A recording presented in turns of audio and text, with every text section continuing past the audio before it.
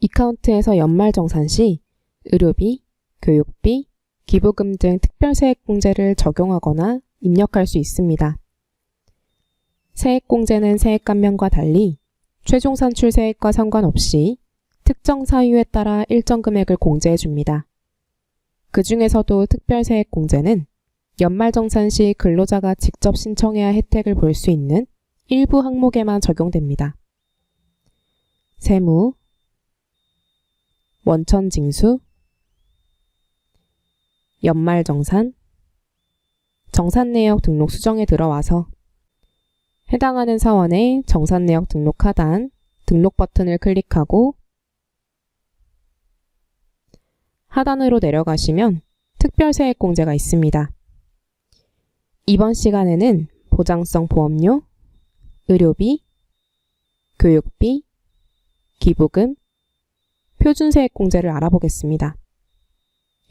먼저 보장성 보험료는 계약자, 주피보험자, 종피보험자가 모두 기본공제 대상자일 때만 공제가 가능하며 100만 원까지 납입한 금액에 대해 12%인 12만 원 한도로 공제되지만 장애인 전용 보장성 보험료는 15%인 15만 원까지 공제 가능합니다. 의료비는 수정을 클릭하고 들어오시면 의료비 탭과 실손 의료보험금 탭이 보이시는데요.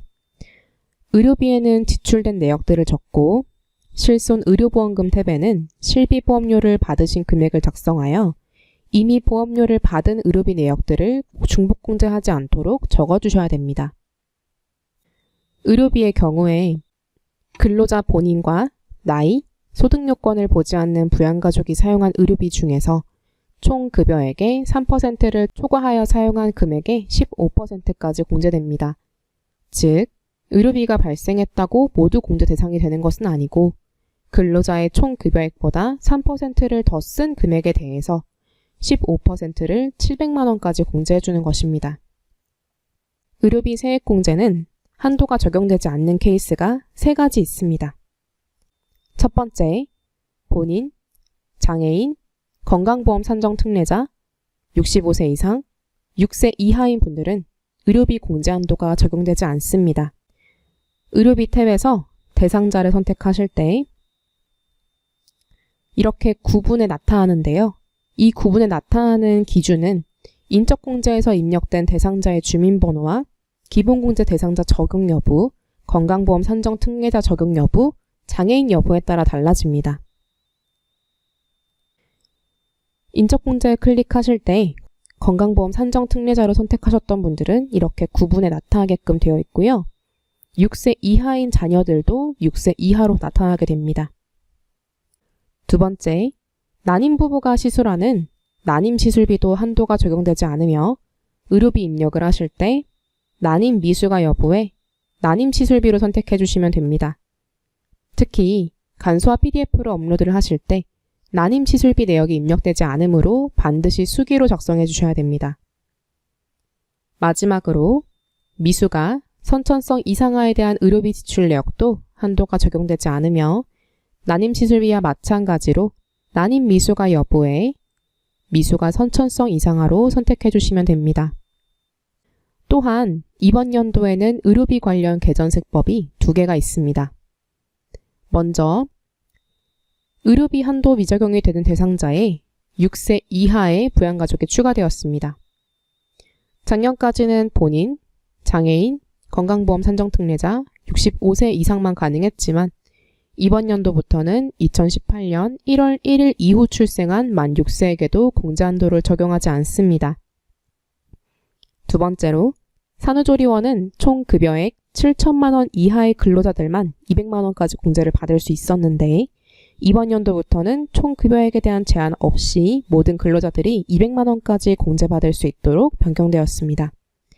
다만 이카운트에서 의료비 입력을 하실 때 산후조리에 사용한 전체 비용을 쓰지 마시고 200만 원까지 적어주셔야 됩니다. 가끔 의료비 세액공제를 할 때 특이사항이 발생합니다. 의료비 지출은 23년도였는데 실손보험금은 24년도에 받으신 경우들이 있을 수 있습니다. 의료비는 지출된 귀속 연도 기준으로 봐야 하기 때문에 24년도 연말정산에 실손의료보험금을 작성하지 마시고 23년도 연말정산에서 수정신고해 주시면 됩니다. 그 다음으로 교육비 세액공제입니다. 교육비는 본인과 기본공제 대상자가 사용한 교육비에 대해 15%를 세액공제합니다. 이때 대상자의 나이 요건은 보지 않지만 소득 요건은 보기 때문에 소득 금액이 100만 원 이하인 분들만 가능합니다. 그 중에서도 부모님은 장애인 특수 교육비가 발생할 때만 공제 가능한 점도 참고 부탁드리겠습니다.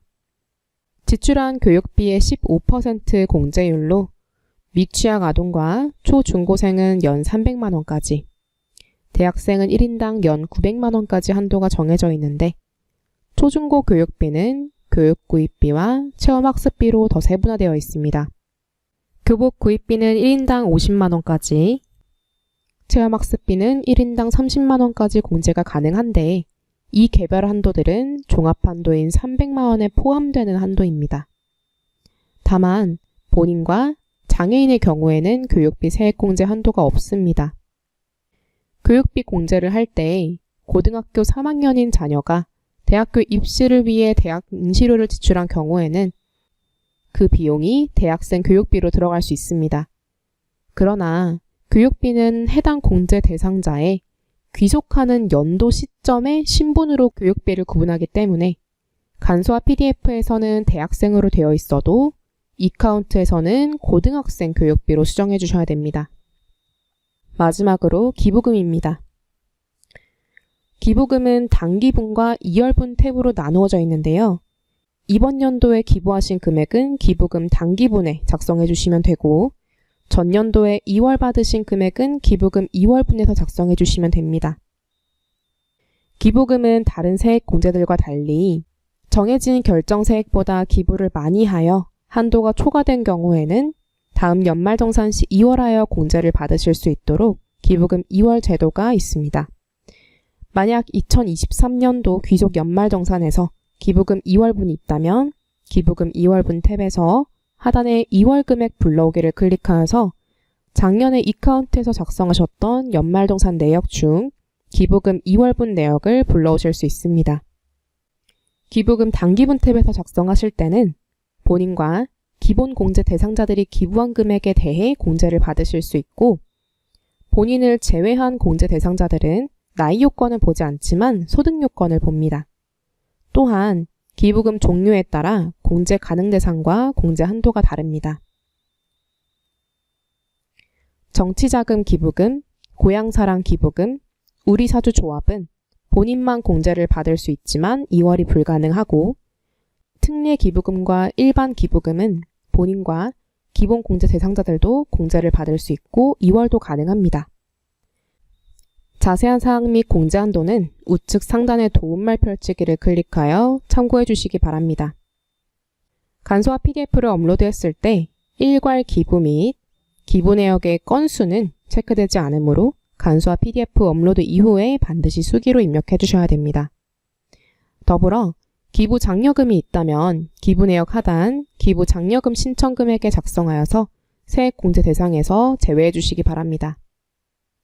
2024년도 개정세법에 의해 기부금액별 공제율이 조정되었고 고액 기부금액에 대한 공제율이 한시적으로 상향되었습니다. 1,000만 원 이하는 15%까지 공제를 받으실 수 있고 1,000만 원 초과분부터 3,000만 원 이하는 30%, 3,000만 원을 초과하는 기부금은 40%까지 공제를 받으실 수 있습니다. 표준세액공제는 근로소득이 있는 근로자인데 특별소득공제, 특별세액공제, 월세액 세액공제를 신청하지 않은 근로자에게 13만 원을 무조건 공제해주는 제도입니다. 다른 세액공제 및 소득공제를 신청하지 않았거나 신청했지만 공제 합산 금액이 13만 원 이하라면 표준세액공제가 자동으로 산출됩니다. 위로 올려보셔서 계산 설정의 수정 버튼을 클릭하시면 표준세액공제가 자동으로 적용되도록 기본 설정이 되어 있습니다.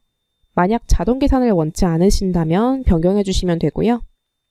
지금까지 특별세액공제에 대해 알아보았습니다. 특별세액공제는 각 항목별 세액공제 대상자의 요건이 다르기 때문에 도움말이나 매뉴얼, 해당 강의를 참고하셔서 작성하시는 것을 권장드리겠습니다. 다음 강의에서는 나머지 기타 세액공제와 분납금액을 입력하는 방법에 대해 안내해드리겠습니다. 감사합니다.